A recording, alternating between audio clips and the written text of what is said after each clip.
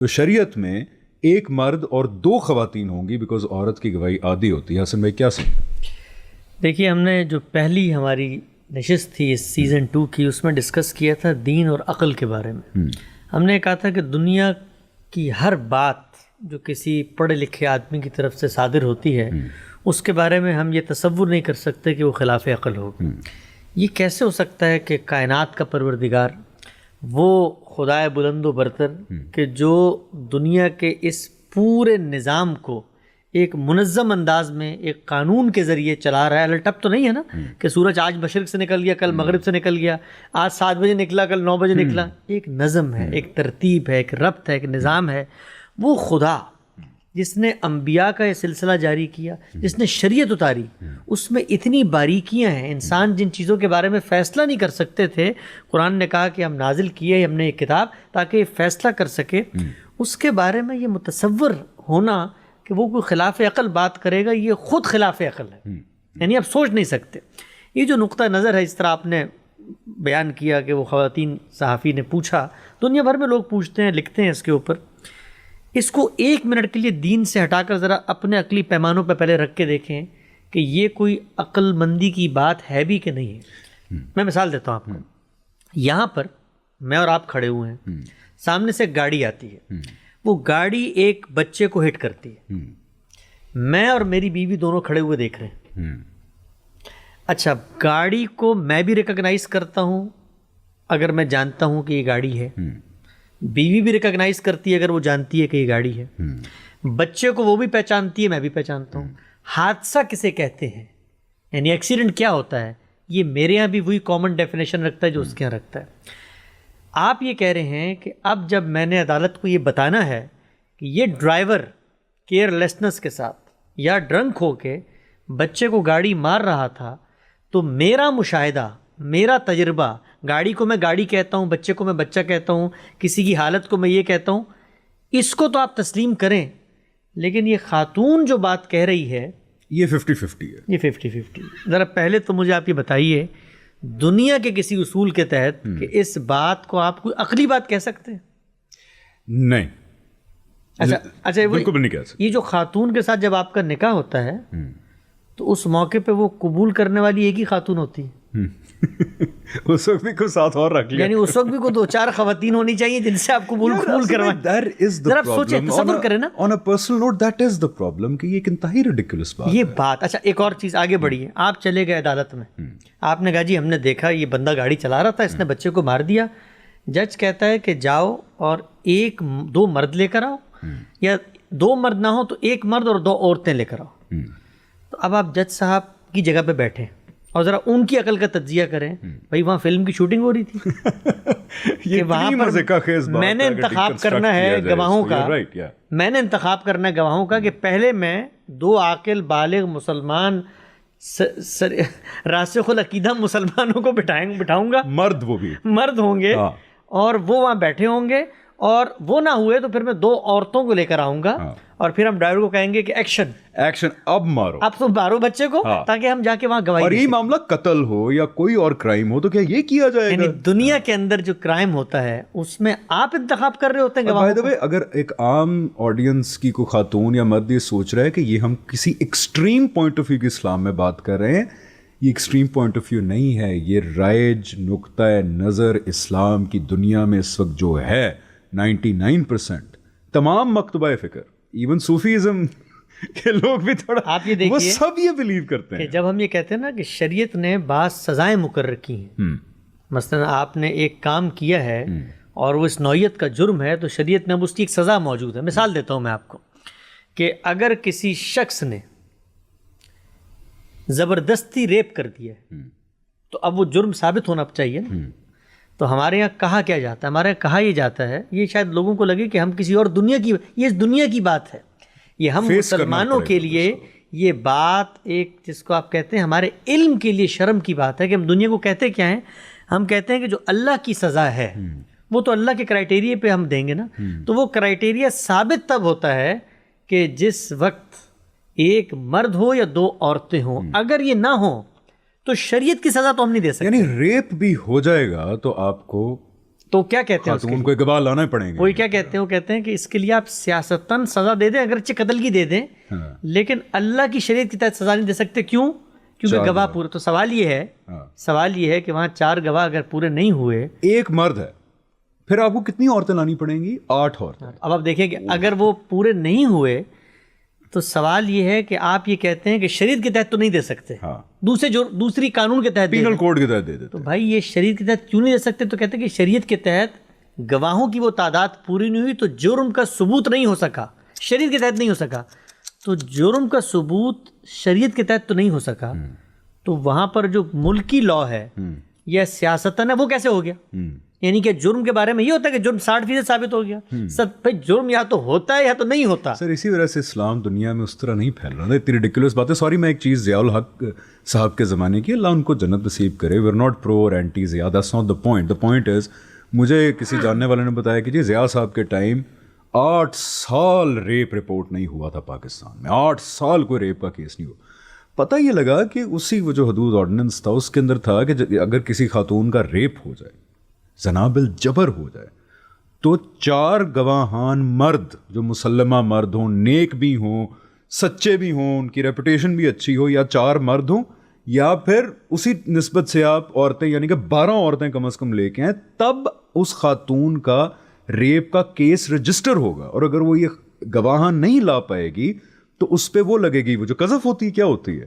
یہ قانون رہ چکا ہے پاکستان میں, سالوں قانون رہ چکا ہے. اب آپ خود بتائیں, کیا یہ زیادتی نہیں ہے کہ ایک خاتون جس کا ریپ ہو رہا ہے تو وہ 12 عورتیں گواہ لے کے آئے گی یا 4 مرد گواہ لے کے آئے گی؟ وہ تو آپ یہ دیکھیے کہ جو پورا تصور ہے, علم, عقل, عالمگیر اخلاقیات, دنیا کو ہم یہ دین پیش کریں اور بتائیں کہ ہمارا دین یہ قانون دیتا ہے کہ جس میں جرم کا ثبوت کا یہ کرائیٹیریا ہے کہ آپ گواہ تلاش کریں اور پھر جرم ثابت کریں. یہ اس لیے دنیا اگر نہیں مان رہی ہماری بات تو اس میں ہمارا قصور ہے. تو سر آدھی گواہی کا پھر کیا, کہاں سے سسٹم ہوتا ہے؟ دیکھیے, قرآن مجید نے مختلف مقامات پر اہل ایمان کو یہ توجہ دلائی ہے کہ جب تم باہمی معاملات کرو تو اس میں پریونٹیو میجر کے اصول پر کچھ کام پہلے کر لو. کانٹریکٹس یعنی کہ کیوں؟ اس لیے کہ کل تمہارے درمیان ہی معاملات جب ہوتے ہیں تو اس میں نزاع پیدا ہو سکتا ہے, اس میں آپ کی انٹرپریٹیشن بدل سکتی, میری انٹرپریٹیشن. ایک منٹ, آپ کہہ رہے ہیں کہ اللہ تعالیٰ نے کہا ہے کہ جب باہمی معاملات کرو. باہمی معاملات سے آپ کی مراد مطلب میں انتخاب کروں گا نا, میں نے زمین خریدنی ہے, ٹھیک, میں نے مثال کے طور پہ کسی چیز کا پراپرٹی کا معاملہ کرنا ہے, قرضہ ہے, باہمی معاملات میں 10 چیز تجارت کے معاملات میں نے فیصلہ کرنا ہے. ٹھیک, یہ کرائم تو نہیں ہے نا؟ کرائم تو نہیں ہے نا. کرائم سین ابھی ڈسکس نہیں ہو رہا, ابھی ایگریمنٹ ڈسکس ہو. یہاں کرائم سین میں تو میں لے کر نہیں آ سکتا نا گواہ. اچھا, قرآن کرائم سین پہ نہیں کہہ رہا. قرآن مجید تو یہ بتا رہا ہے کہ تمہارے درمیان جب یہ لین دین کے معاملات اس کے بارے میں یہ کہا کہ ان کو لکھ لو. ٹھیک ہے, لکھ لو. اس کے بعد کسی موقع پر تمہیں گواہ بنانے پڑتے ہیں, اس کا مطلب کیا ہے کہ گواہوں کا انتخاب میرے ہاتھ میں ہے. تو اس موقع پر قرآن مجید نے یہ تجویز دی, یہ لکھنے کی بھی تجویز دی ہے. یہ شریعت کا کوئی مستقل بذات آج کل بھی کہتے ہیں نا کہ کچھ معاملہ کرو تو لکھ پڑھت کرو. ہم لکھ پڑھت کرتے ہیں, لکھ پڑھت نہ ہو تو ہم وکیل کو کہہ دیتے ہیں, نہیں ہوتا تو ہم واٹس ایپ کے میسج کو سیو کر لیتے ہیں. یہ ساری چیزیں کس لیے ہیں؟ اس مقصد کے حصول کے لیے کہ کل آپ کے درمیان ایک تنازع ہو تو آپ کسی چیز کو پوائنٹ آف ریفرنس بنا سکیں. اس موقع پر قرآن مجید میں یہ کہا کہ اب تم انتخاب کر رہے ہو تو جب جاتے ہو, مردوں کو لے کر جاتے ہو تو عورتوں کو لے کر جا رہے ہو تو ایک کے بجائے 2 کو لے جاؤ کہ ایک بھول جائے تو دوسری اس کو یاد کرا دے. اب یہ کیا چیز ہے, اس کو ذرا 1 منٹ میں سمجھاتا ہوں. دیکھیں, ایک دور ہے, قرآن مجید قیامت تک کے لیے نازل ہوا ہے, لیکن وہ اس دور کے لوگوں کو سب سے پہلے مخاطب کر رہا ہے. امیجیٹ مخاطب وہ ہیں. اس دور کے اندر جس چیز کو بنیاد بنا کر مخاطب کر رہا ہے وہ بنیاد تو قیامت تک موجود ہے کہ نزاع نہ ہو, کوئی تردد نہ ہو. تو ہم آج بھی کہیں گے, لیکن وہ دور کہ جس میں عورتیں گھر در کی ذمہ داریاں سنبھال رہی ہیں, بازاروں میں اس طریقے سے جا کے لین دین خرید و فروخت نہیں کرتی.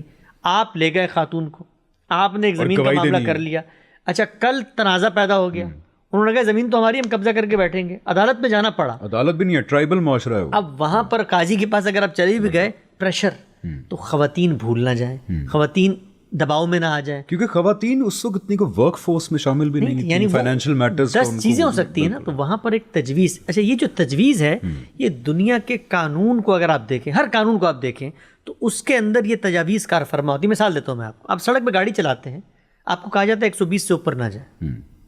کیوں؟ یعنی 120 سے اوپر اگر آپ چلے جائیں تو غلطی سے کبھی آپ بھی چلے گئے, میں بھی چلا, کچھ بھی نہیں ہوا, کچھ بھی نہیں ہوتا, لیکن ہو سکتا ہے. لیکن کیوں روکا؟ اس لیے کہ ایک حد رفتار مقرر کر دی ہے کہ جب آپ اس سے نکلیں گے تو امکان ہے اگر اونگ آ گئی, اگر سو گئے, بریک نہ لگی تو امکان ہے, تو اس کو کہتے ہیں پریونٹیو میجر, سد ذریعہ. یعنی ان ذریعوں کو مسدود کر دیا جائے, روک دیا جائے جس کے ذریعے سے آپ وہاں پہنچ سکتے ہیں, پریونٹیو میجر. تو پریونٹیو میجر کا یہ ایک تلقین تھی جس کو بدقسمتی سے لوگوں نے کسی جرم کے ثبوت, کسی معاملے کے اندر عورت کی نصف گواہی سے تعبیر کر لیا. یعنی کہ مدعا یہ ہوا کہ قرآن کریم میں جو بات آئی وہ یہ تھی کہ اے مسلمانوں, ایمان والو, مردوں اور عورتوں, جب آپس میں معاملات کرو, یعنی کوئی معاہدہ کرو, کوئی تجارت کا معاملہ ہو, آپس میں کوئی معاملہ کرو, کرائم کوئی ڈسکس نہیں ہو رہا یہاں پہ, تو لکھ پڑھت کر لو آپس میں. یہی کہا گیا, لکھ پڑھت کر لو. تو بہتر ہے کہ گواہان بھی رکھ لو بیچ میں, تاکہ کل کلاں کو تنازع ہو تو اس میں ریلیف مل سکے, کوئی طریقہ کار طے ہو بھی گواہی دینی ہے.